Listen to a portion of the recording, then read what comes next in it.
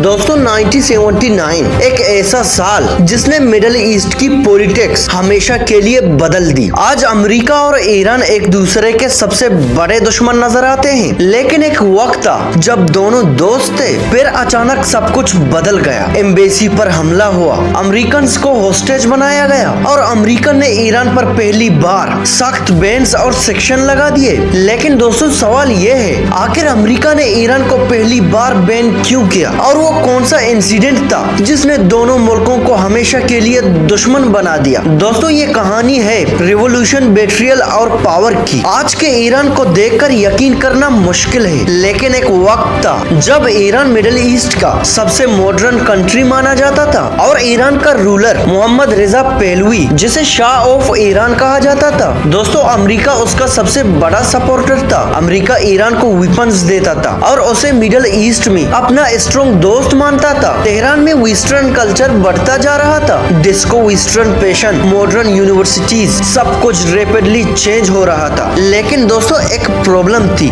Iran के बहुत से लोग शाह से नफरत करते थे। उनका कहना था कि शाह अमेरिका का चमचा बन चुका है। और 1979 में ईरान में एक मैसिव रिवॉल्यूशन शुरू हुई। इस रिवॉल्यूशन को लीड कर रहे थे रूहुल्लाह ख़मीनी। उन्होंने शाह को करप्ट और अमेरिका का गुलाम कहा। लाखों लोग सड़कों पर निकल आए। दोस्तों प्रोटेस्ट इतनी डेंजरस हो गई थी, शाह को ईरान छोड़कर भागना पड़ा। एक इस्लामिक रिपब्लिक बन गया। नए ईरान का मैसेज क्लियर था, नो मोर अमेरिकन कंट्रोल। दोस्तों इससे अमेरिका शॉक हो गया था, क्योंकि उसने मिडिल ईस्ट में अपना सबसे इम्पोर्टेंट दोस्त को खो दिया था। और फिर आया वो दिन जिसने सब कुछ बदल दिया। 4 नवंबर 1979 ईरानी स्टूडेंट्स ने अमेरिका की एम्बेसी पर तेहरान में हमला किया। ईरानियन प्रोटेस्टर्स का कहना था कि अमेरिका दोबारा शाह को पावर में देखना चाहता है और कुछ अमेरिकियों को 444 दिन तक कैद में रखा गया। पूरी दुनिया शौक में थी। अमेरिकी टीवी चैनल्स रोज होस्टेज की न्यूज देख रहे थे। अमेरिका में लोग गुस्से से भर गए थे। अमेरिका की प्रेसिडेंट जिमी कार्टर पर प्रेशर बढ़ता गया और फिर अमेरिका ने वो डिसीजन लिया जिसने ईरान की इकोनॉमी को हिला दिया। प्रेसिडेंट जिमी ने ईरान के कारोबार को फ्रीज कर दिया, ईरानी ऑयल को बैन कर दिया गया